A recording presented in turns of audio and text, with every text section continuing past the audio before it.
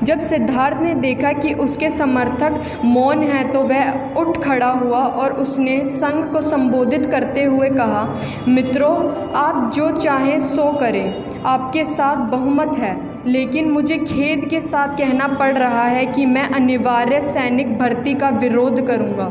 मैं आपकी सेना में सम्मिलित नहीं होऊंगा और मैं युद्ध में भी भाग नहीं लूँगा।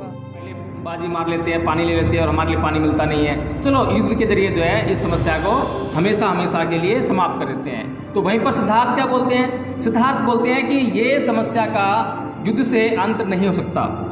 वैर से कभी वैर शांत नहीं होता, ना ही वेरेन वेराने समंति कुदाचनं अवेरेन चय समंति ऐस धम्मो सनातनो, कि वैर से कभी वैर शांत नहीं होता है। तो सीधी सी बात है, आज अगर पोलिया संघ को तुमने जीत भी लिया तो जो बचे हुए लोग होंगे उनके अंदर बैर भाव बना रहेगा और वे फिर तैयारी करेंगे और वे फिर तुमसे अधिक बड़े स्तर पर तैयारी करेंगे।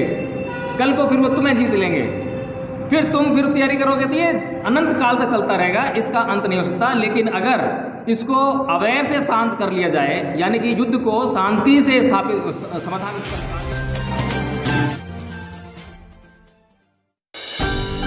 मैंने पहले जो है गण व्यवस्था को परिभाषित किया था कि गण व्यवस्था क्या होती है, गणराज्य क्या होता है। आज हमारा देश गणतंत्र है, तो ये गणतंत्र शब्द है, इसको हमें समझ में आना चाहिए। पूरे देश के लोग जो आज परेशान हैं वो इसी वजह से परेशान हैं कि संविधान को पढ़ते नहीं हैं, संविधान को समझते नहीं हैं। कम से कम जो बातें हैं उनको समझ में आनी चाहिए, वो तो समझ ही लें। तो गणतंत्र व्यवस्था जो थी, जो गणराज्य व्यवस्था थी, उसके अंतर्गत ही ये पाठ है जो कि साक्य संघ के साथ में मतभेद। इस पाठ में से किसी को कुछ शंका हो, संदेह हो, कोई प्रश्न हो तो वो करे। प्रश्न आमंत्रित हैं। किसी को प्रश्न है? प्रश्न वही करता है जो ध्यान से सुनता है। जिसका ध्यान पाठ पर होता है वो प्रश्न जरूर करेगा, कुछ ना कुछ तो प्रश्न होगा। तो इसमें जो साक्य संघ के साथ मतभेद, यानी कि जो भगवान बुद्ध, सही कह रहा हूँ मैं? क्या कह रहा हूँ? सिद्धार्थ गौतम, भगवान बुद्ध जो कि तब तक बुद्ध नहीं बने थे, सिद्धार्थ गौतम थे, और उनका जो है संघ में प्रवेश हो चुका था। जैसे कि आज के समय में 18 वर्ष की आयु पूरी कर लेने पर मतदाता कोई भी व्यक्ति बन जाता है जो कि इस देश का नागरिक है और उसको मतदान देने का अधिकार मिल जाता है। इसी प्रकार से जो गण व्यवस्था थी, जो साक्य संघ था, उसके भीतर भी उसके अंतर्गत रहने वाले परिवारों के प्रत्येक सदस्य जिसकी उम्र 18 साल हो गई हो, उसको उस संघ के भीतर जो है प्रवेश लेना ही होता था। 20 साल की उम्र थी, तो 20 साल की उम्र कंप्लीट कर लेने पर, ठीक है, तो 20 साल की आयु पूरी कर लेने पर साक्य संघ में प्रवेश लेना अनिवार्य होता था। उसी के तहत जो है सिद्धार्थ का प्रवेश हुआ और प्रवेश लेते वक्त जो है जो संघ होता था उसकी कुछ शर्तें होती थी, कुछ नियम होते थे। उन नियमों को उसको स्वीकार करना होता था, शपथ लेनी पड़ती थी कि हाँ मैं इन नियमों का पालन करूँगा और इन नियमों पर चलकर मैं संघ की सेवा करूँगा। तो संघ की सेवा का मतलब क्या था? संघ की सेवा का मतलब ये था कि संघ के अंतर्गत जितने भी परिवार थे, उन परिवारों में बुजुर्ग होते थे, बच्चे होते थे, जो कि संघ में सक्रिय रूप से अपनी भूमिका अदा नहीं कर सकते थे, लेकिन जो संघ के सक्रिय सदस्य हुआ करते थे उनके ऊपर ये जिम्मेदारी थी कि वो संघ के अंतर्गत लिए गए सभी फैसलों का आदर करेंगे और उनको पूरा करने का पूरा वचन वो देते थे। तो ऐसा ही वचन जो सिद्धार्थ ने दिया। अब सिद्धार्थ ने क्या वचन दिया था कि संघ का जो भी निर्णय होगा मेरे लिए वह मान्य होगा, मैं उसके खिलाफ कभी नहीं जाऊँगा, ठीक है ना। अब यहाँ पर जो है जो सेनापति है और सेनापति की मानसिकता वाले जैसे लोग हैं, जैसे आज भी हमारे देश में ऐसी मानसिकता के लोग हैं जिनको क्रोध आता है और किसी ने किसी को गाली दी तो गाली का जवाब तुरंत वो गाली से ही देने जानते हैं, इसके अलावा वो कुछ जानते नहीं हैं। लेकिन भगवान बुद्ध ने जो है इस देश को ऐसी व्यवस्था दी जिसके अंतर्गत लोगों को यह सिखाया, उनके जो दिमाग हैं उनमें परिवर्तन करने की उन्होंने बात कही, उनको उस सोच से हटकर सोचना सिखाया कि हिंसा का जवाब हिंसा ही नहीं होती है, हिंसा का जवाब अहिंसा से होगा तो समस्या समाप्त हो जाएगी।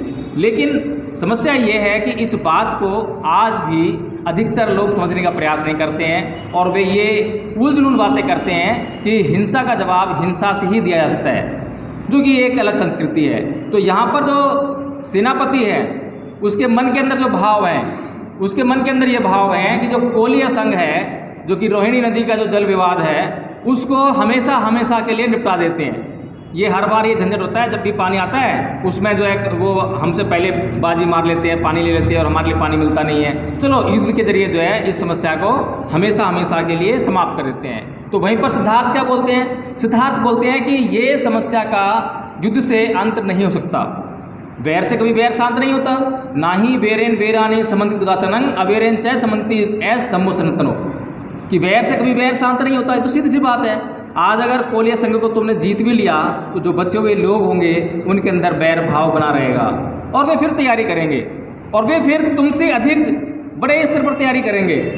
कल को फिर वो तुम्हें जीत लेंगे, फिर तुम फिर तैयारी करोगे। तो ये अनंत काल तक चलता रहेगा, इसका अंत नहीं हो सकता। लेकिन अगर इसको अवैर से शांत कर लिया जाए, यानी कि युद्ध को शांति से स्थापित समाधान उसका निकाल लिया जाए, जो समस्या है रोहिणी जल है, रोहिणी नदी के अंदर जो जल आता है वो तो सीमित मात्रा में आता है, उतना ही जल आएगा। तो उसको किस तरीके से ऐसे प्रयोग करें कि उनका भी भला हो जाए और हमारा भी भला हो जाए, इस बात का समाधान निकालने के लिए सिद्धार्थ ने यह सुझाव दिया कि 2 आदमी कोलिया संघ चुने, 2 आदमी शाक्य संघ चुने और वो दोनों 2-2 आदमी जो है, जो 4 आदमी होंगे, वो मिलकर एक आदमी चुन लें। तो ये 5 आदमी मिलकर एक निर्णय पर पहुँचें जिसको कि सभी जो निर्णय की सभी के लिए मान्य होगा।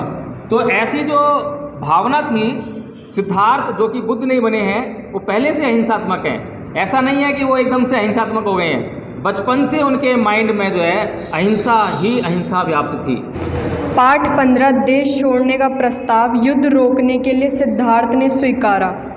दूसरे दिन सेनापति ने शाक्य संघ की एक और सभा बुलाई जिसका उद्देश्य था उसकी अनिवार्य सैनिक भर्ती की योजना पर विचार करना। जब संघ एकत्र हुआ तो उसने प्रस्ताव रखा कि उसे यह आज्ञा जारी करने की अनुमति दी जाए कि वह 20 और 50 वर्ष के बीच के प्रत्येक शाक्यों के लिए कोलियों के विरुद्ध लड़ने की निमित्त सेना में भर्ती होना अनिवार्य होगा। सभा में दोनों पक्ष उपस्थित थे, वह भी जिन्होंने संघ की पहली सभा में युद्ध घोषणा के पक्ष में मत दिया था और वह भी जिन्होंने इसके विरुद्ध मत दिया था। जिन्होंने इसके पक्ष में मत दिया था उनके लिए सेनापति का प्रस्ताव स्वीकार करने में कोई कठिनाई नहीं थी। यह उनके पूर्व निर्णय का स्वाभाविक परिणाम था। लेकिन जिस अल्पमत ने उक्त निर्णय के विरुद्ध मत दिया था उसके सामने एक समस्या थी। वह समस्या थी बहुमत के निर्णय के आगे झुका जाए अथवा नहीं। अल्पमत का दृढ़ निश्चय था कि बहुमत के आगे नहीं झुका जाए। यही कारण था कि उन्होंने उस सभा में उपस्थित रहने का भी निर्णय किया था। दुर्योग से किसी में यह साहस नहीं था कि इस बात को खुलकर कह सके। कदाचित वह बहुमत का विरोध करने के परिणामों से परिचित थे। जब सिद्धार्थ ने देखा कि उसके समर्थक मौन हैं तो वह उठ खड़ा हुआ और उसने संघ को संबोधित करते हुए कहा, मित्रों, आप जो चाहें सो करें, आपके साथ बहुमत है। लेकिन मुझे खेद के साथ कहना पड़ रहा है कि मैं अनिवार्य सैनिक भर्ती का विरोध करूंगा। मैं आपकी सेना में सम्मिलित नहीं होऊंगा और मैं युद्ध में भी भाग नहीं लूँगा। सिद्धार्थ गौतम का उत्तर देते हुए सेनापति ने कहा, उस शपथ का स्मरण करो जो तुमने संघ का सदस्य बनते समय ग्रहण की थी। यदि तुम उनमें से किसी एक का भी पालन नहीं करोगे तो तुम सार्वजनिक निंदा के भाजन बनोगे। सिद्धार्थ ने उत्तर दिया, हाँ, मैंने अपने तन, मन और धन से शाक्यों के हितों की रक्षा करने का वचन दिया है, लेकिन मैं नहीं समझता कि यह युद्ध शाक्यों के हित में है। शाक्यों के हित के मुकाबले में सार्वजनिक निंदा का मेरे लिए कोई मूल्य नहीं। सिद्धार्थ ने संघ का सावधान करते हुए इस बात की याद दिलाई कि किस प्रकार कोलियों से निरंतर झगड़ते रहने के कारण शाक्य संघ बहुत कुछ कौशल राज के अधीन हो गया। इसकी कल्पना करना आसान है कि यह युद्ध शाक्य संघ की स्वतंत्रता को और भी कम करने के लिए कौशल राज को एक और अवसर मिल जाएगा कि वह शाक्य संघ के स्वतंत्र को और भी अधिक घटा दे। सेनापति को क्रोध आ गया और वह सिद्धार्थ को संबोधित करते हुए बोला, तुम्हारा ये भाषण कौशल तुम्हारे किसी काम न आएगा। तुम्हें संघ के बहुमत के निर्णय को मानना होगा। शायद तुम्हें इस बात का बहुत भरोसा है कि कौशल राज की अनुमति के बिना संघ अपनी आज्ञा की अवहेलना करने वाले को फांसी या देश निकालने का दंड नहीं दे सकता, और यदि इनमें से कोई भी एक दंड तुम्हें दिया जाए तो कौशल राज इसकी अनुमति नहीं देगा। लेकिन याद रखो कि तुम्हें संघ दूसरे अनेक तरीकों से दंडित कर सकता है। संघ तुम्हारे परिवार के सामाजिक बहिष्कार की घोषणा कर सकता है और संघ तुम्हारे परिवार के खेतों को जब्त कर सकता है। इसके लिए संघ को कौशल राज की अनुमति की आवश्यकता नहीं। सिद्धार्थ ने समझ लिया कि यदि उसने कोलियों के विरुद्ध युद्ध घोषणा करने के प्रस्ताव का अपना विरोध जारी रखा तो उसके क्या क्या दुष्परिणाम हो सकते हैं। इसलिए उसे अब 3 बातों में से एक को चुनना था: सेना में भर्ती होकर युद्ध में भाग लेना, फांसी पर लटकना या देश निकाला स्वीकार करना, अपने परिवार के लोगों को सामाजिक बहिष्कार और उनके खेतों की जब्ती के लिए राज़ी हो जाना। वह पहली बात किसी भी हालत में स्वीकार नहीं कर सकता था। वह इस विषय में दृढ़ था। तीसरी बात पर तो वह विचार तक नहीं कर सकता था। इस परिस्थिति में उसने सोचा कि उसके लिए दूसरी बात ही सर्वाधिक ठीक थी। तदनुसार सिद्धार्थ गौतम ने संघ को संबोधित किया, कृपया आप मेरे परिवार को दंडित ना करें, सामाजिक बहिष्कार द्वारा उन्हें कष्ट ना दें, उनकी खेत जब्त ना करके उन्हें जीवन का विहीन ना करें।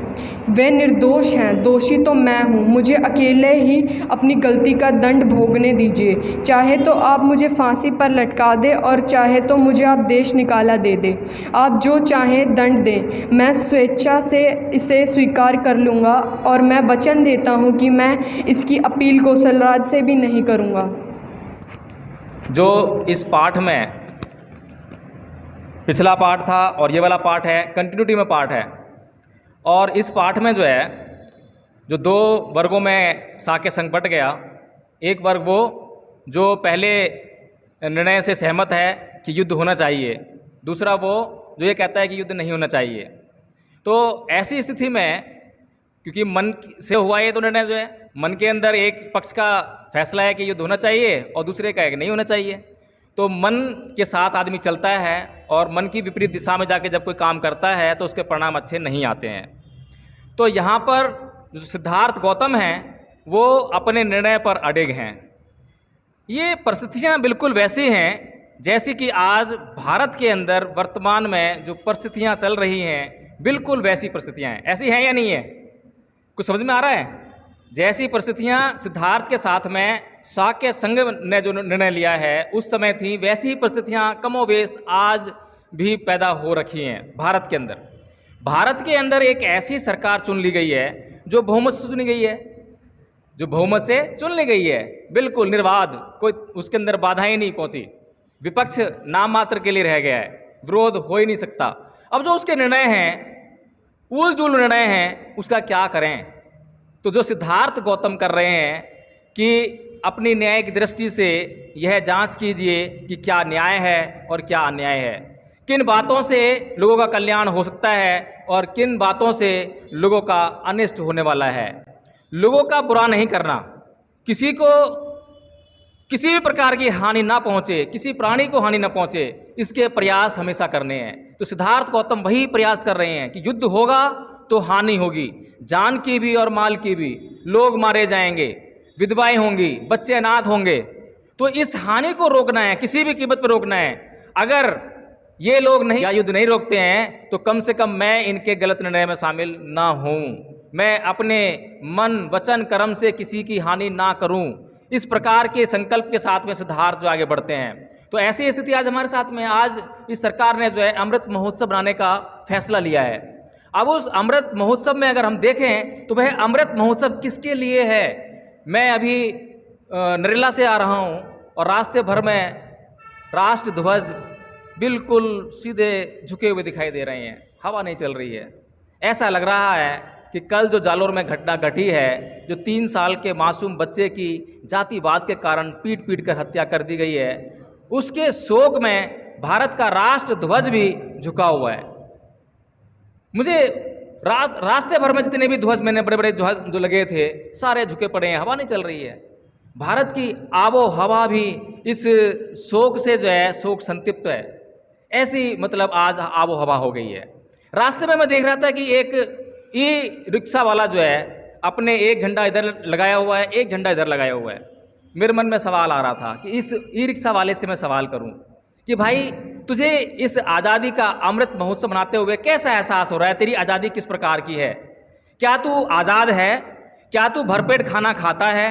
क्या तू भरपेट खाना खाने के बाद जब तेरा मन करता है कहीं घूमने फिरने का, तू घूमने फिरने जा सकता है? जैसे टाटा बिरला अंबानी स्विट्ज़रलैंड में अपना जाके अपना हॉलीडेज़ वगैरह सेलिब्रेट करते हैं, खूब एंजॉय करते हैं, खूब मूवीज़ देखते हैं, जो मन में आता है वो करते हैं, क्या तू कर सकता है? अगर तू नहीं कर पाता है और टाटा बिरला अंबानी और तेरे बीच में बहुत बड़ी ज़मीन आसमान की जो खाई है अगर वो है अभी भी, तो तू किस आज़ादी का सेलिब्रेशन आज कर रहा है? तू अपनी उस आज़ादी की मांग क्यों नहीं करता सरकार से? आज तेरे पास ये मौका था कि तू जो है सरकार के सामने प्रस्ताव रखे कि मुझे भी आज़ाद होना है, मुझे भी आज़ाद करो, जब तो मैं आज़ादी मनाऊंगा। लेकिन उस व्यक्ति को ये एहसास ही नहीं है और वो एक भावना में बंद कर, एक भावना के सूत्र में बंद कर वो आज उसी तरह से आज़ादी बना रहा है जिस तरीके से टाटा बिरला अंबानी अपनी जो फैक्ट्रियों में उनके जो झंडा बन रहा है भारत का, तो वो पैसा कमा रहे हैं और पैसे का कमाने का जो आनंद ले रहे हैं, तो उसी तरह की वो जश्न जैसे वो मना रहे हैं उसी तरह का जश्न वो भी मनाने के लिए मजबूर है, क्योंकि ये मानसिक गुलामी है और हम मानसिक गुलामी का हमेशा शिकार होते आए हैं। तो ये जो पाठ है ये सिर्फ और सिर्फ मानसिक दशा की बात करता है कि लोगों की मानसिक दशा में सिर्फ हिंसा भरी हुई है। वो हिंसा के अलावा अहिंसा की बात सोच भी नहीं सकते हैं। आज इस देश में, इस संसार में कितने लोग ऐसे हैं जिनको कोई गाली दे तो वो ये मान सकते हैं कि मैं उनको गाली नहीं दूंगा और बात खत्म कर दूंगा। ऐसा कोई व्यवहार करने वाला है क्या? कितने लोग हैं ऐसे? एक भी व्यक्ति ऐसा दिखाई नहीं देता है। यानी कि जो मानसिक दूषितपन है वो कितने हाई लेवल पे है। तो ये जो बुद्ध का धम्म है वो इस मानसिक दूषितपन को दूर करने के लिए है। तो ये जो शाक्य संघ का जो है कि अब सिद्धार्थ के ऊपर एक जिम्मेदारी आ पड़ी है, क्योंकि उसने शपथ ली है शाक्य संघ का जो भी निर्णय होगा उसको फॉलो करेगा। लेकिन सिद्धार्थ का मन नहीं मानता है कि वो किसी को भी हानि पहुंचाएं, वो हानि ना पहुंचाएं, इसलिए वो अभी भी अपने निर्णय के पक्ष में खड़े हुए हैं। शाक्य संघ के निर्णय का विरोध करते हैं, उनको समझाने बुझाने का प्रयत्न करते हैं, उनको तर्क देते हैं, लेकिन कोई भी तर्क वो सेनापति और वह शाक्य संघ अब सुनने के लिए तैयार नहीं है। और जब उस निर्णय के विरोध में सिद्धार्थ खड़े हैं तो इसका मतलब ये है कि उनको निश्चित दंड भुगतना पड़ेगा, जो कि शाक्य संघ के निर्णय को ना मानने के लिए निश्चित है। तो उसके लिए जो दंड निश्चित बताए हैं, या तो देश छोड़ के भाग जाना पड़ेगा, या फिर संपत्ति जब्त हो जाएगी परिवार की, या और भी कोई प्रकार का जो दंड है वो निश्चित किए गए हैं। तो उसमें सिद्धार्थ यही फैसला करते हैं कि इसमें जो है मेरे परिवार का कोई दोष नहीं है, मेरे परिवार का निर्णय नहीं है, ये तो निर्णय मेरा है, इसलिए जो भी दंड भुगतना है वो मैं भुगतूंगा। मैं इस संघ का विरोध नहीं कर रहा हूं, मैं इस संघ, समझने वाली बात है, मैं इस संघ की अवमानना नहीं कर रहा हूं, मैं यहां से भाग नहीं रहा हूं कि मैं अब इस संघ के निर्णय से भाग जाऊंगा। नहीं, जो भी संघ की प्रक्रिया है वो मुझे मंजूर है, वो मुझे मंजूर है। तो ऐसी भावना से आज कितने संगठन ऐसे हैं जो कि अपने संघ में सदस्यों को प्रवेश देने के लिए कुछ कायदे कानून बनाते हों, उनसे शपथ दिलवाते हों कि आपको ये काम करने पड़ेंगे। है ऐसे के संगठन?